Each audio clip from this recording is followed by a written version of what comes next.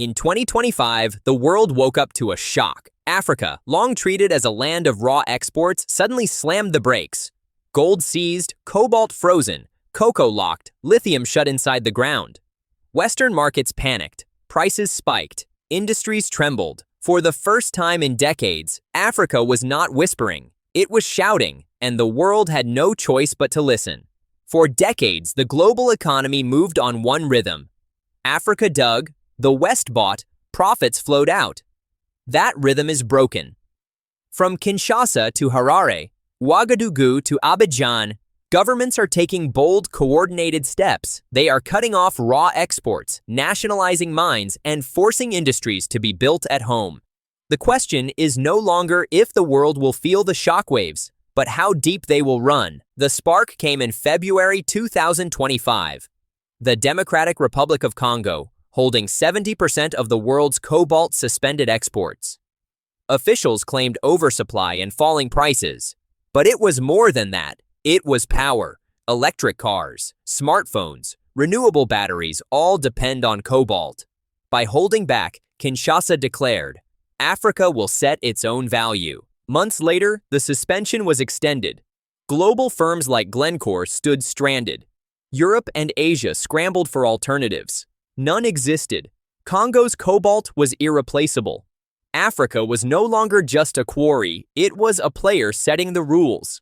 At the same time, Zimbabwe doubled down on lithium. A 2022 ban on raw ore exports grew stricter by 2025. Enforcement was firm, and a new decree banned raw chrome exports. Lithium and chrome, vital for batteries, electronics, and steel, were no longer leaving raw. For decades, ore shipped out cheap, processed abroad, and sold back high. Now Zimbabwe declared, build factories here or leave. Namibia went further. Since 2023, it restricted exports of unprocessed lithium, cobalt, manganese, graphite, and rare earths. By 2025, these weren't words. They were binding rules reshaping global deals. Investors, Chinese, American, European, were told, no smelters, no plants, no access. The days of shipping raw and buying back expensive goods were done. Then came the shocker. In June 2025, Burkina Faso nationalized 5 gold mines at once. Unlike suspensions, nationalization is final. Control shifted to the state. Gold, once dominated by foreign firms, was now claimed as national wealth. Investors called it chaos. The government called it freedom. For decades, foreign companies carried bullion while Burkina Faso remained poor. Now the country was taking its treasure back. Others followed in their own ways. Botswana forced De Beers into a new diamond deal with more sorting and cutting at home. Ghana reinforced its cocoa price policy, demanding the $400 per ton living income differential. Côte d'Ivoire cut cocoa contracts for 2025/26, squeezing chocolate giants. Together, these moves showed a continent done being exploited.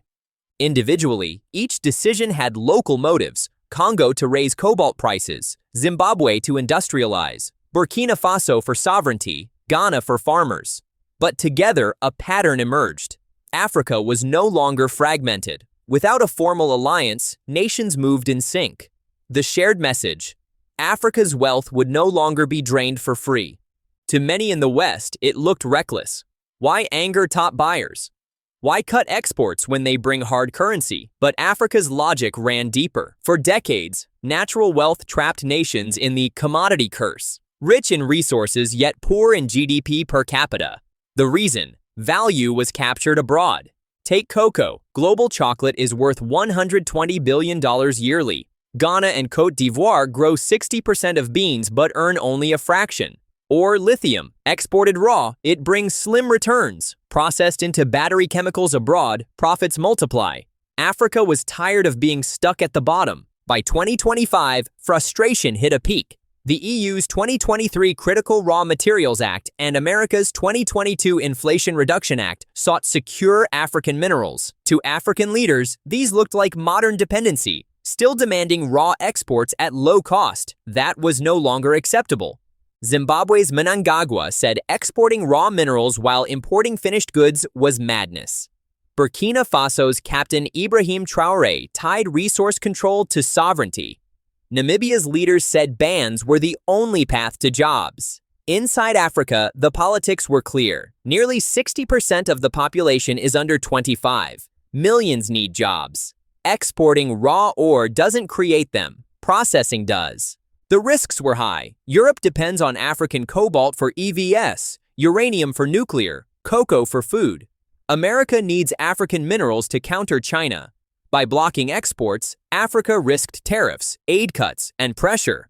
But the world had changed. China, India, Turkey, and Russia all deepened African trade. Africa no longer needed Western buyers alone. So the gamble was worth it. The old model was unsustainable. Breaking it was risky, but staying trapped was worse.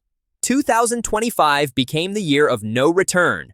Africa would climb the value chain or remain poor forever. The West felt it immediately. Europe's EV industry was hit first. Congo's cobalt suspension into September 2025 wrecked supply chains. German and Polish cathode plants warned of shutdowns. Investors panicked. Costs soared. Asia's Western-linked factories felt the crunch. For the first time, Africa's decisions rattled global industry. The chocolate industry followed. Côte d'Ivoire cut contracts. Ghana enforced higher prices. Giants like Nestlé and Barry Callebaut faced soaring costs. Reports warned of shortages. Cocoa beans hadn't vanished. Supply was there. But Africa demanded its share. Gold traders too grew nervous. Burkina Faso's nationalization didn't stop exports but changed ownership. Would state control mean tighter conditions? Would supplies shrink? Markets that thrived on stability now faced uncertainty. Energy plans shook as well. Namibia's bans on raw rare earths and lithium blocked Western clean energy strategies. The EU had built policy on African supply. Africa now demanded local processing first. Friendshoring failed when friends refused raw exports. For the West, the shock was as psychological as financial. Africa had always been steady. Cheap cocoa, constant cobalt, reliable gold. In 2025, that assumption collapsed. Analysts called it a new strategic vulnerability. Africa could now sway inflation, prices, even consumer goods in Western markets. Governments scrambled. Some sought new suppliers in Latin America or Asia. Others debated stockpiling. Some weighed direct investment in African plants. But those were long-term fixes. Africa's leverage was immediate, and that was Africa's intent. By disrupting, leaders forced the West to confront its dependence. Panic in boardrooms proved the old order was broken. Yet, Africa's story is not just about bans. The real goal is building industries. Zimbabwe, after banning lithium ore, pushed firms to build refineries. By mid-2025, Chinese and Indian-backed plants rose. Namibia, too, secured joint ventures for processing hubs. Ghana and Côte d'Ivoire built new cocoa grinding and chocolate factories. Burkina Faso planned gold refineries to certify bullion. Botswana expanded diamond cutting. The message was the same. Africa will no longer be the world's warehouse. It will become its workshop. The strategy has two aims: higher revenue and more jobs. By capturing value before export, governments hope to grow economies and employ millions of youth. The gamble remains high. Western backlash could come. Markets may resist. But 2025 proved one thing: Africa is done waiting to be thanked, done waiting for permission. The continent is moving, the world is watching, and the century-old trade order is cracking. If you found this story eye-opening, don't forget to like the video, share it, and subscribe. Turn on the bell so you never miss the stories that matter most about Africa, history, and the future of our world.